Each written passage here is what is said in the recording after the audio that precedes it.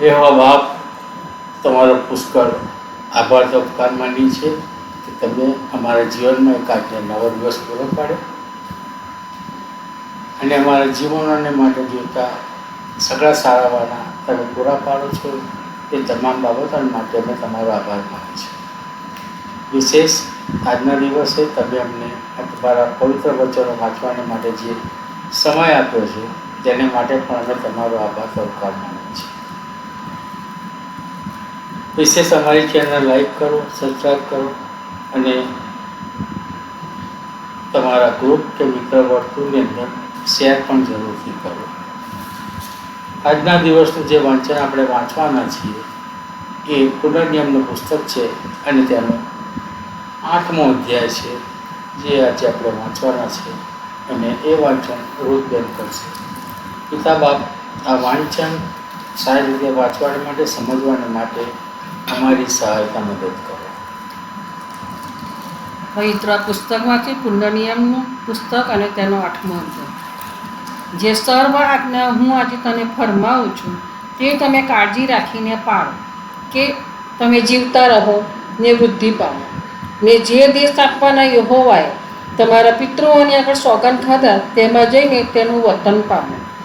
અને તને નમાવવાની તથા તેની આજ્ઞાઓ પાડવાની તારી ઈચ્છા છે કે નહીં તે જાણવા સારું તારું પારખું કરવાની યહોવા તારા દેવે આ 40 વર્ષ સુધી જે આખે રસ્તે તને ચલાવે છે તે તું યાદ રાખ. અને તેણે તને નમાવ્યો ને તને ભૂખ્યો રહેવા દીધો ને તું નહોતો જાણતો, તેમાં તારા પિતૃઓએ પણ નહોતું જાણ્યું એવા માનનાથી તને પોષ્યો.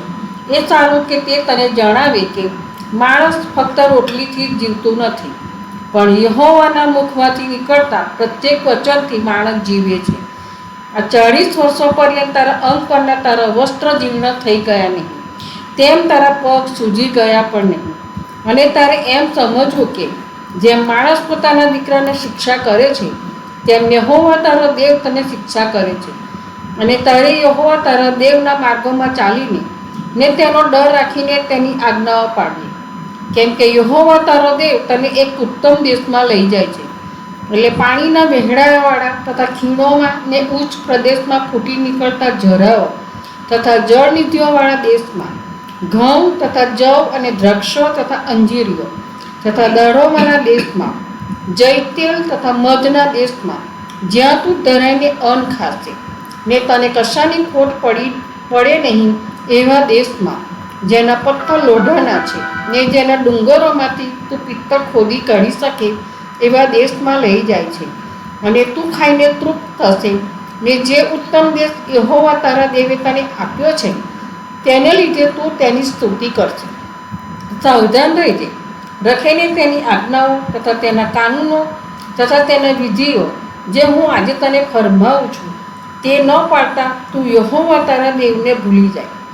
રખીને તું ખાઈને તૃપ્ત થાય ને સારા સારા ઘર બાંધીને તેમાં રહે, અને તારા ઢોરનો તથા તારા ઘેટા બકરાનો વિસ્તાર વધી જાય, ને તારું સોનું રૂપું વધી જાય, ને તારી માલ મિલકત ઘણી થાય, ત્યારે તારું મન ગર્વિષ્ઠ થાય ને તું યહોવા તારા દેવને ભૂલી જાય કે જે તને મિસ્ર દેશમાંથી એટલે બંદીખાનામાંથી કાઢી લાવ્યો, જેણે તને આજ્ઞાસર તથા વીંછીઓવાળા તથા પાણી વગરની સૂકી જમીનવાળા વિશાળ તથા ભયંકર અરણ્યમાં સંભાળીને ચલાવ્યો, જેણે તારે વાસ્તે ચકમકના ખડકમાંથી પાણી વહેવડાવ્યું, જેણે અરણ્યમાં માનના કે જે તારા પિતૃઓએ કદી નહોતું જોયું તેથી તારું પોષણ કર્યું.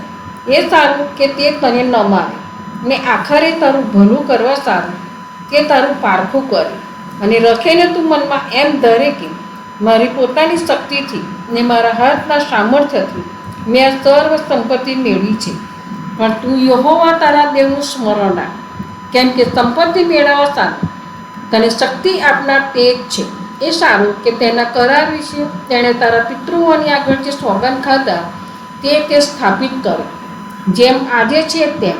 અને એમ થશે કે જો તું યહોવા તારા દેવને ભૂલી જઈને બીજા દેવોની પાછળ ચાલશે ને તેમની સેવા કરશે ને તેમની ભક્તિ કરશે, તો આજે તમારી વિરુદ્ધ સાક્ષી આપું છું કે તમે નિશ્ચય નાશ પામશો.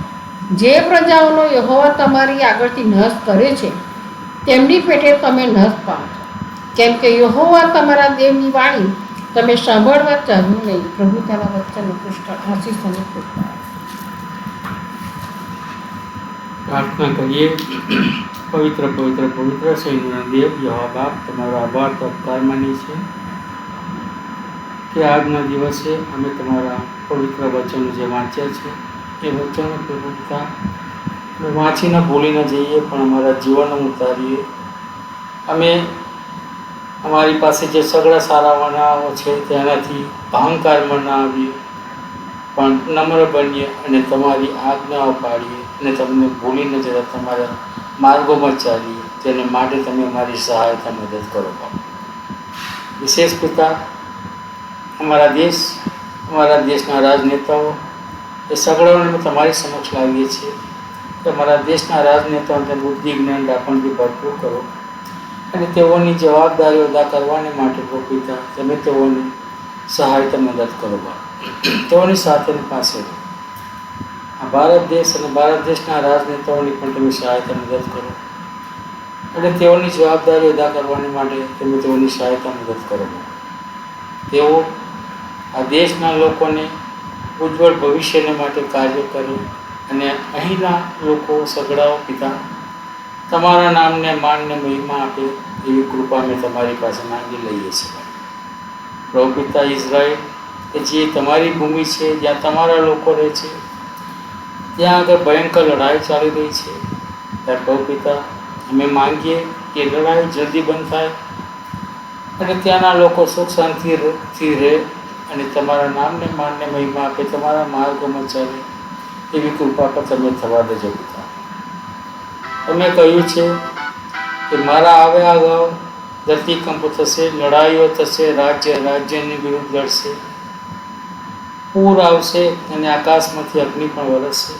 અને સગડી બીના પ્રભુ પિતા હાલના સમયની અંદર બની રહી છે અને તમે કહ્યું છે તે પ્રમાણે કે આ બધું બને તો તમે નાસીપાસ ના થતા, ડરપોક ના બનતા, કેમ કે એ સગડી બીનાઓ મારા આવ્યા અગાઉ બનવાની જરૂરી છે અને એ બીનાઓ જોઈ અને અમે ડરપોક ન બનીએ, નાસીપાસ ના થઈએ અને તમારા માર્ગોમાંથી અમે ભટકી ન જઈએ.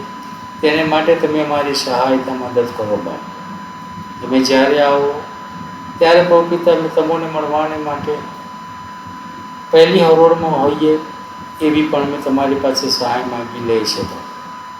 વિશેષ પિતા, અમે જાણીએ છીએ નથી જાણતા એવા ઘણા ભાઈ બહેન બીમાર છે, જેઓ હોસ્પિટલમાં દાખલ છે, ઘણા ઘરે છે. એ સગડાઓને તમારી પાસે લાગીએ છીએ.